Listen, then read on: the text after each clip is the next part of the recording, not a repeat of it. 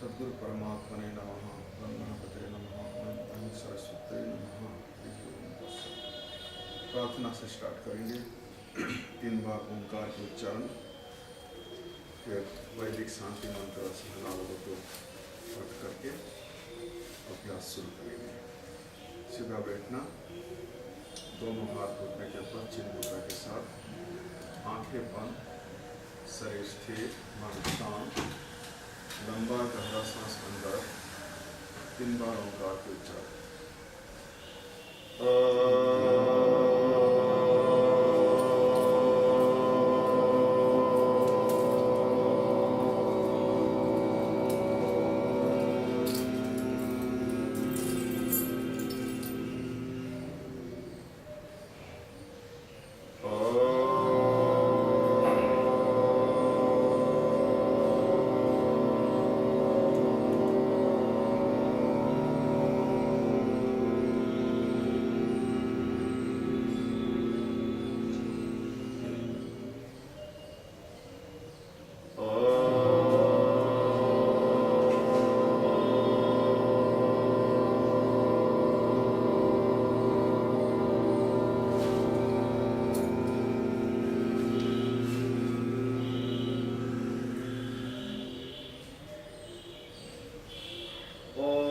सहना भवतु। सहना भवतु। सहनौ भुनक्तु। सहनौ भुनक्तु। सह वीर्यं करवावहै। सह वीर्यं करवावहै। तेजस्विनावधीतमस्तु। तेजस्विनावधीतमस्तु। मा विद्विषावहै। मा विद्विषावहै। ॐ शान्तिः शान्तिः शान्तिः। ॐ शान्तिः शान्तिः शान्तिः। दोनों हाथ कमर के पीछे ले जाइए, एक कलाई दूसरी हाथ में पकड़ लीजिए। सांस गहरा अंदर लेते हुए मेरुदंड को अपवर्ड स्ट्रेच दीजिए, ऊपर की ओर खींच के रखिए। धीरे धीरे सांस खाली करते हुए आगे की ओर झुकना शुरू कीजिए। हो सके तो मस्तक सामने जमीन पर ले आए सरेंडर भाव से। प्रभु कृपा, ईश्वर के आशीर्वाद स्वीकार कीजिए। गुरुदेव के आशीर्वाद सबके ऊपर हो। धीरे धीरे सांस अंदर लेते हुए ऊपर उठ जाइए। दोनों हाथ खोल लीजिए। हम खास करके प्राणायाम में ही सीमित रहेंगे। प्राणायाम पतंजलि महर्षि का राजयोग, अष्टांग योग का 4th नंबर में, 4th नंबर में ही आ जाता। पहला यम नियम आसन के बाद प्राणायाम की चर्चा हुई है। पतंजलि महर्षि जो उनसे जो योग विद्या उनको मिला है, वो वैदिक योगिक विद्या को संकलित करके एक ग्रंथ का रूप देके एक साइंटिफिक अप्रोच लिया।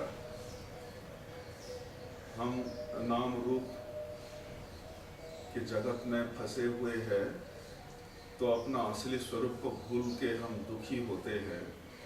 तो अपना स्वस्वरूप की ओर प्रस्थान करने के लिए स्टेप बनाया। पहला स्टेप बनाया यम। यम में 5 बातें हैं: सत्य, अहिंसा, अस्तेय, परिग्रह, ब्रह्मचर्य। ये 5 बातें एक एक को चर्चा करने का नहीं है, सिर्फ थोड़ा टच देके आगे बढ़ेंगे। इसी 5 बात को अगर जीवन में हम अपनाते, तो जिस समाज में हम रह रहे हैं, कितने भी नेगेटिव माने परिवेश भी क्यों नहीं हो, लेकिन ये 5 बात को जो जीवन में स्थान देता है, उनके लिए एक के अनुकूल वातावरण मिलता। तो अगर नेगेटिव परिवेश में जो होते तो उनका सोच विचार भी नेगेटिव हो जाता। तो हमेशा जो वो कर सकते हैं उसी के लिए भी आस्थावान नहीं होके नकारात्मक विचार ही मन में स्थान आ जाता, तो कदम ही नहीं उठाते।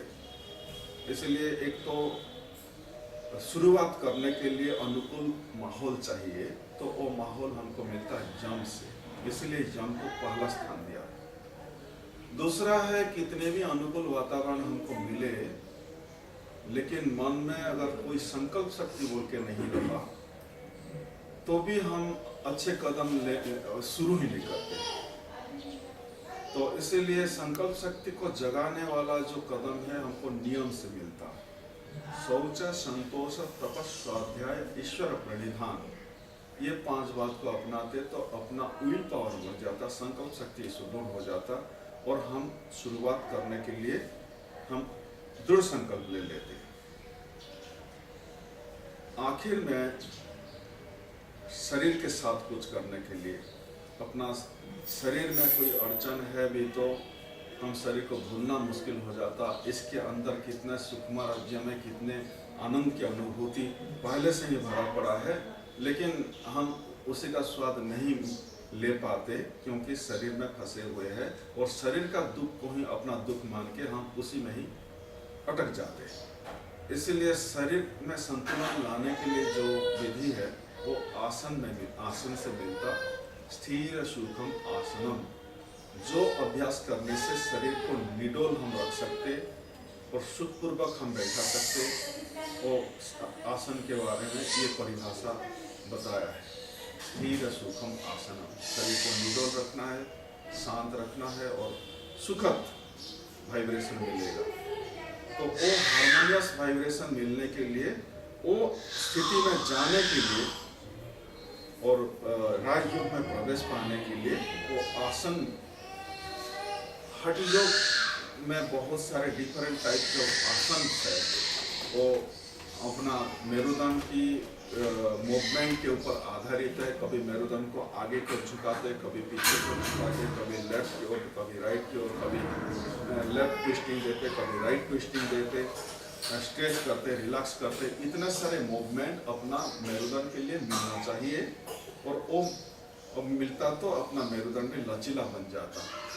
और रोज आसन के अभ्यास करने से शरीर में लचीलापन रहता।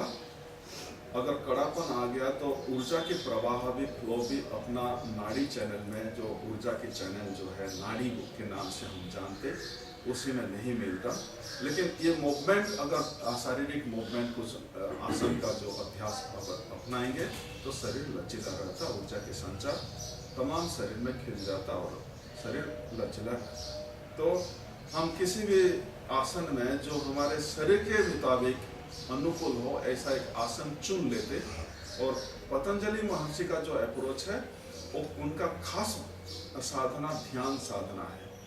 ध्यान की ओर लेने के लिए बैठने की कला को अपनाने के लिए ही वो सलाह देते। तो स्थिर सुख आसनम के मतलब, शरीर में अगर कोई रोग नहीं रहा, शरीर लचीला है, तो हम निडोल स्थिर बैठ सकते, सीधा बैठ सकते। ध्यान योग के बारे में गीता भी एक योग शास्त्र ही है, और गीता का 6th चैप्टर में खास करके ध्यान की चर्चा किया गया है।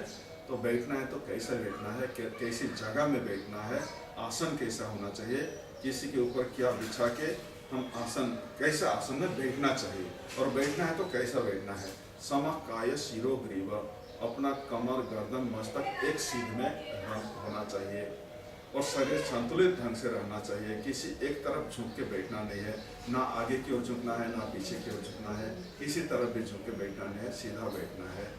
समा, सिर, ग्रीवा और कमर, ये पूरा एक सीध में रहना चाहिए। लेकिन इसी को ऐसा नहीं समझ लेना कि इसी को पूरा अकड़ के स्ट्रेच करके हम सीधा रखेंगे तो ज़्यादा देर बैठ नहीं पाएंगे, कमर दर्द शुरू हो जाएगा, कंधा में भी तनाव मिलेगा, गर्दन में भी तनाव मिलेगा। तो अपना जो स्पाइनल कर्वेचर है, नेचुरल कर्वेचर है, उसी को ध्यान में रखते हुए सीधा और रिलैक्स रखना है। कंधा ढीला रहेगा, गर्दन ढीला रहेगा, फेस ढीला, ऐसा एक आसन। और आसन में भी बैठने की आसन कई प्रकार की है। पद्मासन है, सिद्धासन है, सुखासन है, अर्ध पद्मासन है, वज्रासन है। जो भी बैठने की आसन जो आपके शरीर के लिए उत्तम होगा, ऐसा एक आसन को चुन लेना। उसी आसन में बैठ के फिर यहाँ तक तो शारीरिक क्रिया किए। अभी आगे की जो स्टेप बताते हैं प्राणायाम। तस्मिन् सति श्वास प्रश्वास गतिर्विच्छेदः प्राणायामः, ये बताया है प्राणायाम के सूत्र ऐसा बताते हैं। मैंने शरीर को स्थिर निडोल बैठाने की कला अपनाने के बाद तस्मिन् सति श्वास प्रश्वास गतिर्विच्छेद प्राणायाम, अपना जो ब्रेथ लेते छोड़ते जो उसी ब्रेथ का लेना छोड़ना और उसी में जो विच्छेद लाना, गति विच्छेद, इसका जो आवागमन में थोड़ा पॉज लगाना, ये जो प्रक्रिया है इसी को प्राणायाम कहा गया है। तो पतंजलि के हिसाब से प्राणायाम 4 प्रकार की है। एक तो जो सांस हम अंदर लेते हैं उसी को जो इनहेलेशन बोलते हैं उसी को पूरक प्राणायाम कहा गया है। जो सांस हम बाहर निकालते हैं उसी को एक्सहेलेशन को रेचक प्राणायाम कहा गया है। पूरक करके अंदर सांस थोड़े देर के लिए रुक लिया तो उसी का नाम है कुंभक। बाहर रेचन करने के बाद एक्सहेल करने के बाद भी बाहर रुक लिया उसी का नाम भी कुंभक है। ऐसा कुंभक 2 प्रकार की है, हो गया। बाहर रुक लिया तो बाह्य कुंभक, अंदर रुक लिया तो अंत कुंभक। ऐसा 3 प्रकार के हो गया, पूरक, रेचक और कुंभक। कुंभक 2 प्रकार के हो गया, बाह्य कुंभक, अंत कुंभक। और 4th टाइप का प्राणायाम का नाम को बताते हैं केवल कुंभक। केवल कुंभक ऐसा राजयोग का जो प्राणायाम है, ऐसा 4 प्रकार के ही प्राणायाम है। लेकिन इससे अलग अलग प्राणायाम का जो चर्चा हमको सुनने मिलता, करते भी हम, वो हठयोग का देना। हठयोग में अलग अलग प्राणायाम का चर्चा हुई है।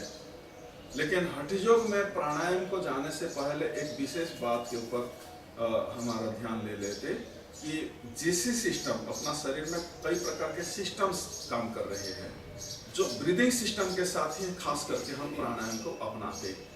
तो ब्रीदिंग सिस्टम अगर राइट नहीं चल रहा है, डिस्टर्ब है और गलत तरीके से हमारा सांस लेना छोड़ना चल रहा है और सीधा ही प्राणायाम को हम अपना लिए, उसी में सुधार नहीं लेते हुए, तो प्राणायाम में जो फायदा मिलता है वो फायदा हमको नहीं मिलने वाला है। इसलिए पहला बात हमको अपना सिस्टम को सुधारने के काम होता।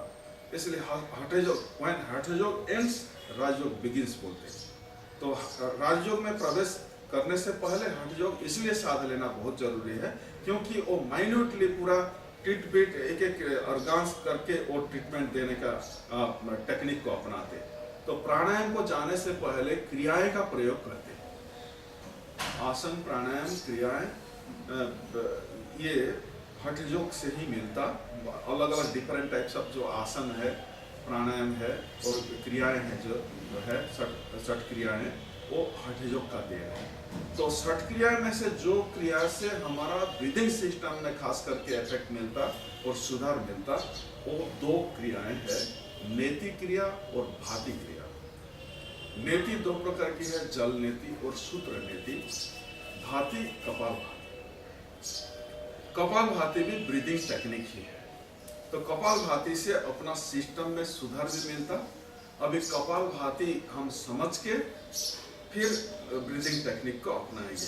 और कपालभाति को समझने से पहले राइट ब्रीदिंग का समझ लेंगे। राइट ब्रीदिंग में एक तो अपना ब्रीदिंग सिस्टम के साथ जो ब्रीदिंग क्रिया फलित होता, नाक से सांस लेते, ट्रैकिया होते हुए फेफड़ों में सांस पहुंच जाता, फेफड़ों का विस्तार मिलता। जब हम सांस भरते तो लंग्स का विस्तार होता और सांस खाली करते तो फिर लंग्स सिकुड़ जाता। तो ब्रीदिंग सिस्टम जो हमारा है, नासाल पैसेज से, नासारंध्र से शुरू होते हुए ट्रैकिया होते हुए फेफड़ों तक विस्तारित है। और फेफड़ों से ही नाड़ी चैनल में अर्थात ऊर्जा चैनल में, जिससे से प्राण की प्रवाह मिलता, प्यूरिफाइड ऊर्जा के प्रवाह तमाम शरीर में खिल जाता, उसी को नाड़ी बोलते हैं। और नाड़ी की जाल तमाम शरीर में फैले हुए हैं और हर कोने कोने में फैले हुए हैं। तो उसी में प्राणिक ऊर्जा सुधार माने फिल्टर होने के बाद जो प्यूरिफाइड ऊर्जा की फ्लो नाड़ी में मिलता। तो अभी नेचुरल राइट ब्रीदिंग में 3 बातों को खास करके ध्यान में रखना है। राइट नेचुरल ब्रीदिंग में पहला बात है नासल ब्रीदिंग, ना कि माउथ ब्रीदिंग। नाक से ही सांस चलना चाहिए, मुख से नहीं। माउथ ब्रीदिंग को रंग ब्रीदिंग कहा जाता और नासल ब्रीदिंग राइट ब्रीदिंग है। किसी का नासल कंजेशन आ जाता, ब्लॉकेज आ जाता, तो माउथ ब्रीदिंग ऑटोमेटिक चालू हो जाता। किसी का अगर बचपन से स्ट्रक्चरल डिफेक्ट है, ब्लॉकेज है, तो माउथ ब्रीदिंग उनका आदत पड़ जाता। जुकाम के समय में नासल कंजेशन के कारण माउथ ब्रीदिंग होता नॉर्मली, ये हमारा एक्सपीरियंस है।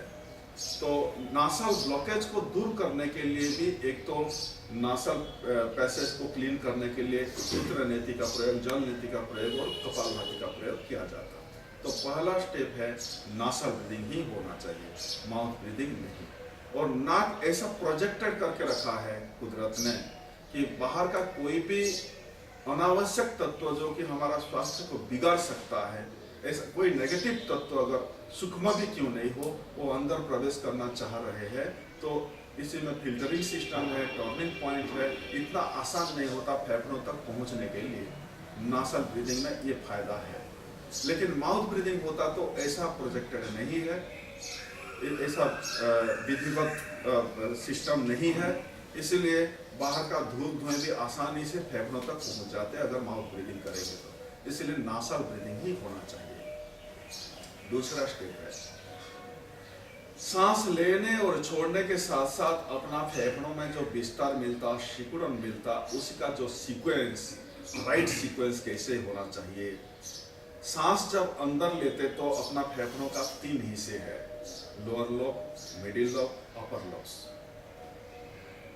सांस जब लेते नेचुरली इसका विस्तार ऐसा होता, जब सांस अंदर लेना शुरू कर दिया तो डायफ्राम के विस्तार होता, अर्थात लोअर लोब खुल जाता पहले, तो डायफ्राम का विस्तार होते हुए नीचे की ओर उतर जाता, तो एब्डोमिनल ब्रीदिंग, एब्डोमिनल मूवमेंट मिलता पहले।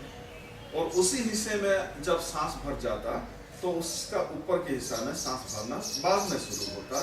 तो सीक्वेंस ऐसा मिलेगा, पहले एब्डोमिनल ब्रीदिंग, फिर बाद में चेस्ट ब्रीदिंग। अगर डीप ब्रीदिंग कर रहे हैं तो आखिर में क्लेविकुलर ब्रीदिंग, अपना क्लेविकुलर एरिया में अपर लोब्स का भी विस्तार मिलेगा, कंधा भी थोड़ा रेज्ड हो जाएगा। ये सीक्वेंस से मूवमेंट मिलेगा राइट ब्रीदिंग में। सांस लेते वक्त पहले एब्डोमिनल ब्रीदिंग, फिर चेस्ट ब्रीदिंग, क्लेविकुलर ब्रीदिंग। लेकिन सांस छोड़ते वक्त इसी का जस्ट रिवर्स मूवमेंट मिलेगा। पहले अपना क्लेविकुलर एरिया, अपना कंधा रिलैक्स हो जाएगा, छाती रिलैक्स हो जाएगा, बाद में डायफ्राम अंदर सिकुड़ते हुए पेट के अंदर चले जाएगा, ये मूवमेंट मिलेगा। तो ये राइट मूवमेंट है, नेचुरल राइट मूवमेंट ऐसा है।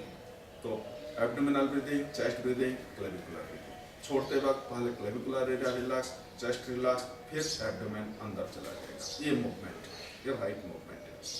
थर्ड स्टेप है सांस लेना और छोड़ना, जो कुदरती सांस चल रहा है, नेचुरल ब्रीदिंग, इसी में लेने छोड़ने में कौन सी हिस्सा एफर्टफुली होता है और कौन सी हिस्सा सहज रूप से नेचुरली हो रहा है, बता सकते? या दोनों नेचुरली हो रहा है या दोनों में हम एफर्ट लगाते हैं? इनहेलेशन, एक्सहेलेशन, ये 2 क्रिया हो रहा है लेने छोड़ने के साथ। तो ये दोनों नेचुरली हो रहा है या एफर्ट के साथ होता?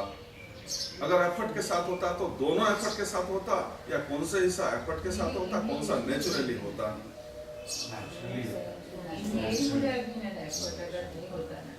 जी, इनहेल में एफर्ट होता ना, अगर नेचुरली होता। जी, एक्सहेलेशन नेचुरली होता, इनहेलेशन एफर्टफुली होता है। लेकिन वो एफर्ट हमारा बचपन से आदत पड़ चुका है, जो आदत हो जाता है, habit is the second nature बोलते, जो आदत पड़ जाता है वो भी नेचुरली हो रहा है जैसा लगता है। लेकिन इनहेलेशन एफर्टफुली होता है, एफर्ट के साथ होता है। और जो एफर्ट के साथ करते तो जल्दी होता, जो नेचुरली होता धीरे धीरे। इसलिए इनहेलेशन और एक्सहेलेशन में एक्सहेलेशन की हिस्सा थोड़ा सा लंबा होगा, नेचुरल राइट ब्रीदिंग में ये बात देखने मिलेगा। तो इनहेलेशन की हिस्सा थोड़ा सा छोटा पड़ जाएगा, एक्सहेलेशन की हिस्सा थोड़ा सा लंबा होगा धीरे धीरे। जैसे कि बैलून में हम एफर्टफुली फूंक मार के हवा भरते और ऐसा ही छोड़ दिया तो निकलने में जितना टाइम लगेगा भरने में कम टाइम में हम भर लेंगे। लेकिन छोड़ देंगे तो निकलने के लिए, पूरा रिलैक्स होने के लिए, धीरे धीरे वो हवा पूरा निकलने के लिए बहुत टाइम लगेगा, लंबा होगा टाइम। लेकिन उसी को अगर प्रेशर लगाएंगे तो जल्दी निकल जाएगा, जल्दी निकल जाएगा। तो इसीलिए जो एफर्टफुली करते वो जल्दी होता, जो नेचुरली होता धीरे धीरे होता। तो नेचुरल राइट ब्रीदिंग में ये बात को भी ध्यान में रखना है कि हमारा ब्रीदिंग सिस्टम ठीक चल रहा है या नहीं, जानने के लिए इसी का चर्चा हम कर रहे हैं अभी इसी में सिस्टम को सुधारने के लिए एक तो जो मूवमेंट मिलना चाहिए वो नहीं मिल रहा है, तो उसी को हम अवेयरनेस के साथ भी लेट के हो बैठ के हो, हम पेट के ऊपर एक हथेली लगा दिया, छाती के ऊपर एक हथेली लगा दिया, सांस धीरे धीरे भरते वक्त मूवमेंट कैसा मिल रहा है, हम खुद का मूवमेंट को खुद जान सकते हैं। अगर राइट मूवमेंट नहीं मिल रहा है तो उसी को अवेयरनेस के साथ हम सुधार सकते हैं। पहले एब्डोमिनल ब्रीदिंग, बाद में चेस्ट ब्रीदिंग मिलना चाहिए।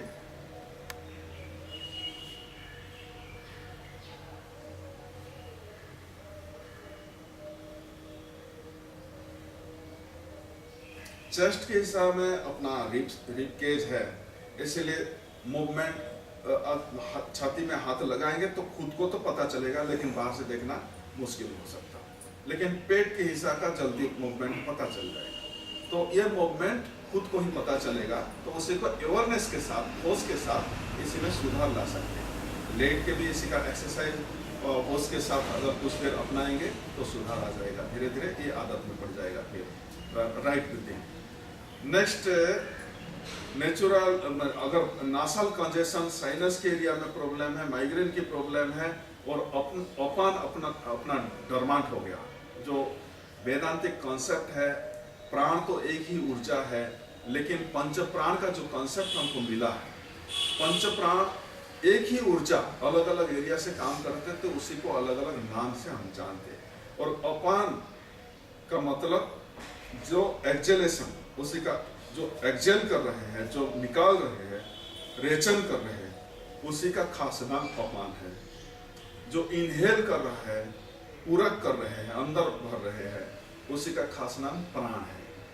तो रेचन क्रिया के साथ अपान को ही एक्टिव बनाते हम कपालभाति के द्वारा। और कपालभाति को हम रिवर्स ब्रीदिंग टेक्निक मानते। रिवर्स ब्रीदिंग टेक्निक इसलिए मानते,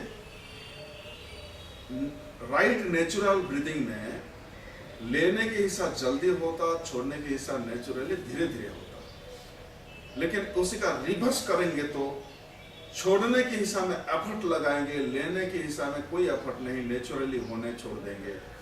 ये काम करेंगे कपालभाति के साथ, इसलिए इसी को रिवर्स ब्रीदिंग टेक्निक भी कहा जाता है।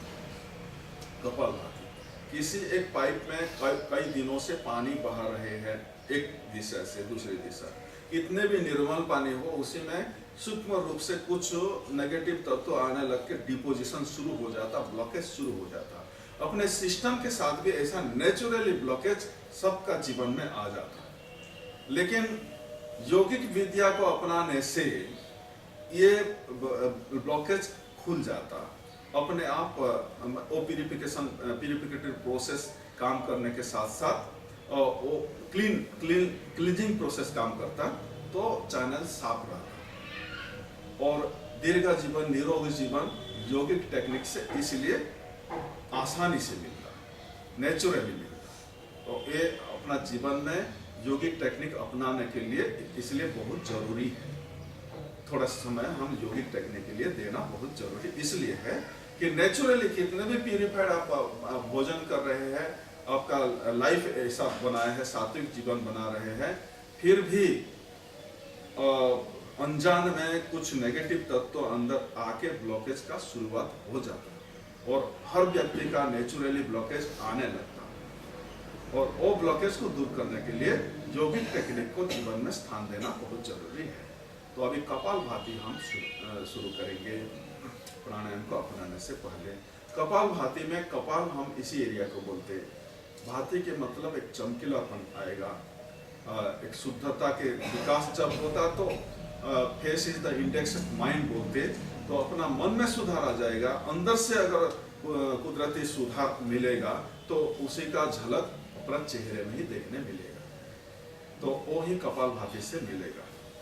दूसरा है अपान एक्टिव होने से, अपान का काम ही है पंच प्राण में से, पंच प्राण हो गया प्राण, अपान, ध्यान, समान, उदान, उनमें से हम कपालभाति के साथ अपान को ही एक्टिव बनाएंगे।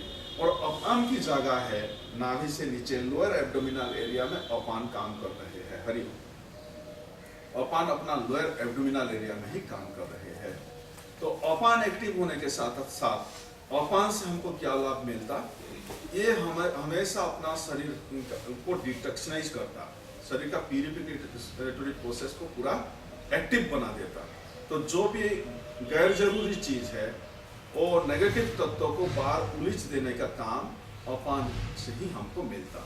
इसलिए अपना पसीना के माध्यम से, टट्टी पेशाब के माध्यम से सारे जो अनावश्यक तत्वों को बाहर निकालने के जो काम हमको अपान से ही मिलता। जिनका अपान डरमेंट हो जाता, कॉन्स्टिपेशन का प्रॉब्लम हो सकता और अंदर टॉक्सिन का जमाव हो जाएगा, तो रोग के लिए ग्राउंड बनाने के लिए, टांग जमाने के लिए मौका मिलेगा। तो अपान को हम एक्टिव बनाते कपालभाति से, कपालभाति से अपान को हम एक्टिव बनाते। तो ये एक तो हो गया रिवर्स ब्रीदिंग टेक्निक, और उल्टा प्रोसेस से हम ब्रीदिंग टेक्निक को अपनाएंगे, अर्थात नेचुरल राइट ब्रीदिंग में लेना एफर्टफुली होता, छोड़ना नेचुरली होता, धीरे धीरे होता। लेकिन इसी को उल्टा करेंगे अभी, तो छोड़ना एफर्टफुली करेंगे, लेने में कोई प्रयास नहीं, नेचुरली होने छोड़ देंगे, ये क्रिया करेंगे। तो अभी कपालभाति को अपनाएंगे। पहले मैं दिखाता हूँ, आप देखिए, फिर आप करेंगे, मैं देखूंगा। हमेशा सीधा बैठेंगे। जब भी कोई भी यौगिक टेक्निक अपनाएंगे तो मेरुदंड सीधा रखेंगे,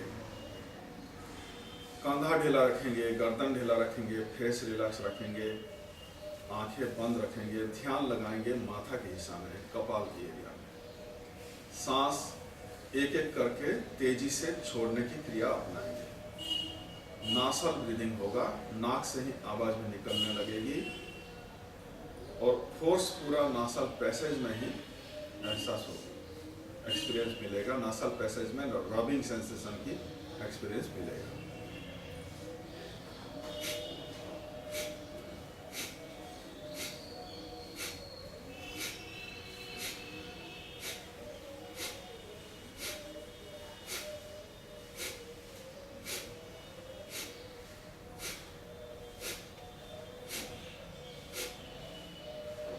एक एक करके केवल सांस को छोड़ने में ही जोर लगाएंगे। छोड़ना इतना तेजी से नहीं, इतना ज्यादा जोर नहीं लगाना जिससे पूरा कंधा हिलने लगेगा, चेहरे में माने भद्दीपन देखने मिलेगा, तनाव देखने मिलेगा, पूरा शरीर हिलने लगेगा, मस्त पूरा हेड नॉडिंग होने लगेगा।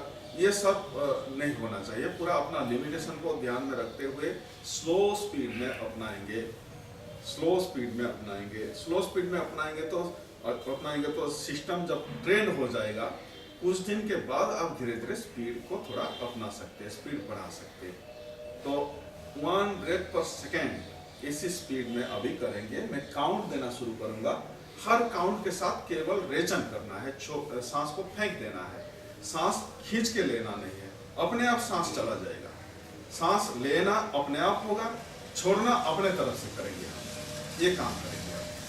कमर, गर्दन, मस्तक सीधा रखना, दोनों हाथ घुटने के ऊपर, कंधा ढीला रखिए, गर्दन ढीला रखिए, फेस रिलैक्स रखिए। हाँ, बैठ सकते, वज्रासन में बैठ सकते। आंखें बंद, कंधा ढीला रखिए, गर्दन ढीला रखिए, फेस रिलैक्स रखिए, आंखें बंद रखिए। अपना माथा कपाल की एरिया में ही ध्यान लगाइए। अभी एक एक काउंट के साथ सांस को रेचन करना है। स्टार्ट। 1 2 3 4 5 6 7 8 9 10 1 2 3 4 5 6 7 8 9 20। रिलैक्स। नॉर्मल ब्रेथ के साथ रिलैक्स हो जाइए।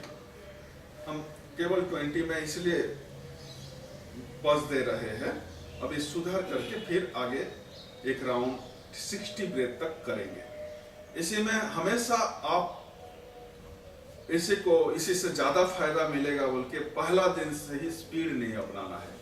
अभी जिस स्पीड अपना के हम चल रहे हैं, अगर ये आपके लिए तनावकारी हो रहा है, कोई नेगेटिव वाइब्रेशन मिल रहा है, नेगेटिव सेंसेशन मिल रहा है, तो इसी से भी और स्लो चलिए। 2 सेकंड एक ब्रेथ 2 सेकंड में करके चलिए, अर्थात 30 ब्रेथ में 1 मिनट में 30 ब्रेथ में आप सीमित रहिए। इसमें स्लो करके परफेक्टली करना है। हम परफेक्टली करेंगे तब जाके इसका फायदा हमको मिलेगा। तनाव के साथ हम स्पीड में अपनाते हुए पहला दिन से ही स्पीड अपनाएंगे तो तनाव में भी भर जाएंगे, स्ट्रेसफुल हो जाएंगे। और स्ट्रेसफुल के साथ करेंगे तो कोई भी ब्रीदिंग टेक्निक के साथ अपना नाड़ी में ही ऊर्जा की फ्लो मिलता, और सूक्ष्माति सूक्ष्म नाड़ी स्ट्रेसफुल होकर करेंगे तो दब जाता, ब्लॉकेज आ जाता है और ऊर्जा की फ्लो, प्राणिक ऊर्जा का फ्लो नहीं मिलेगा। तो उसी से जो फायदा होना चाहिए वो फायदा नहीं होकर हानि होगी, खतरा है। तो इसलिए अपना लिमिटेशन को ध्यान में रखते हुए बॉडी स्टीडी भी रखेंगे, स्ट्रेट रखेंगे और फेस रिलैक्स रखेंगे, कंधा भी रिलैक्स रखेंगे, पूरा स्पाइन को स्ट्रेट रखते हुए एक एक ब्रेथ को उलिझते हुए करेंगे। नासल पैसेज में नासल आवाज ही होगी, नासल पैसेज से ही सांस को फेंकेंगे, नाक से ही सांस को फेंकेंगे तो नासल पैसेज में रॉबिंग सेंसेशन मिलेगा। और करने के तुरंत बाद एक प्लेजेंट वाइब्रेशन मिलेगा। अपना माथा के हिस्सा में पूरा विचार रहित की स्थिति, शून्यवत एक वाइब्रेशन मिलेगा। शरीर में हल्कापन, lightness of body, calmness of mind, ताजगी भाव, ये एक्सपीरियंस इंस्टेंट मिलता करने के तुरंत बाद। तो इसलिए हम 1 ब्रेथ पर सेकेंड स्लो स्पीड में ही अभी अपनाते हुए अभी 60 ब्रेथ तक एक राउंड लेंगे। अगर एक राउंड पहुंचने के से पहले भी आपको बीच में अगर मानो 30-40 ब्रेथ के बाद कोई नेगेटिव वाइब्रेशन मिल रहा है, स्पाइनल पेन हो, नाउसिया या उल्टी आना जैसा कोई भी नेगेटिव वाइब्रेशन अगर बीच में भी मिला तो आप उधर ही रुक जाना और रिलैक्स हो जाना नॉर्मल ब्रेथ के साथ। जरूरी नहीं है 60 ब्रेथ तक कंटिन्यू करने के लिए। तो अभी हम स्टार्ट देंगे और 60 ब्रेथ तक चालू रखेंगे। कमर, गर्दन, मस्तक सीधा, कंधा ढीला रखिए, गर्दन ढीला रखिए, फेस रिलैक्स रखिए, आंखें बंद रखिए। ध्यान अपना माथा के हिस्सा में, फ्रंटल स्कल ब्रेन के हिस्सा में ध्यान लगाइए। स्टार्ट। 1 2 3 4 5 6 7 8 9 10 1 2 3 4 5 6 7 8 9 20 1 2 3 4 5 6 7 8 9 30 1 2 3 4 5 6 7 8 9 40 1 2 3 4 5 6 7 8 9 50 1 2 3 4 5 6 7 8 9 60। सांस गहरा अंदर लीजिए, धीरे धीरे सांस खाली करके नॉर्मल ब्रेथ के साथ रिलैक्स हो जाइए। शरीर में हल्कापन, मन